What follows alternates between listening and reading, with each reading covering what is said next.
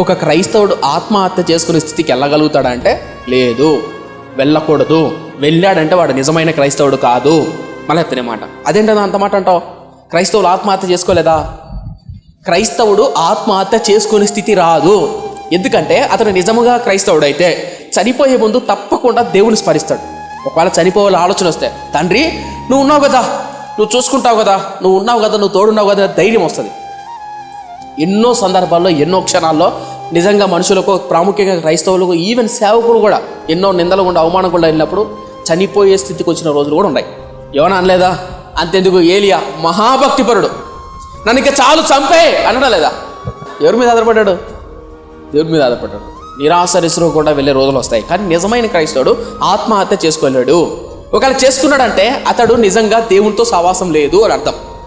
సహవాసం ఉంటే దేవుడు అతని ఆత్మను మరింత కృంగుదలలో చేయనీయడు. ఎందుకు చేయనీయడు తెలుసా? ఎప్పుడు మనిషి కృంగుదలకు వెళ్ళిపోయిన తర్వాత ఆ కృంగుదల అలా నిరాశించిపోతాడు. కృంగుదల మనిషిని నిరాశ తెస్తుంది. నిరాశలో నుంచే మనిషి మరణం కోరుకుంటాడు. ఆ మరణం కోరుకోకుండా ఉండాలి అంటే దేవుడు తోడుండాలి. నా దేవుడు తోడుండన్నా, నేను ప్రార్థన చేస్తానన్నా, భక్తిపరుడినే, ఆత్మీయుడినే, నాకు ఆర్థిక ఇబ్బందులు, సమస్యలు, కష్టాలు, ఇంట్లో బాధలు, చెప్పిన మాట నేను భార్య, చెప్పిన మాట నేను భర్త, అక్రమ సంబంధాలు, ఇలా తలుచుకున్నప్పుడు ఎవరు చెప్పుకోలేదు బాధ.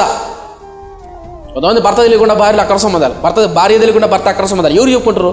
ఎవరు చెప్పుకోలేని బాధ, రాత్రింపగలు కుమిలిపోయి కృంగిపోయి నీరు గారిపోయిన ఎంతోమంది ఎవరు చెప్పుకోలేదు తెలియదు. మన దేవుడు నమ్ముకున్న వాళ్ళే. అందుకని దావీదు అంటాడు, అయ్యా యెహోవా కొరకు సహనంతో కనిపెట్టుకో.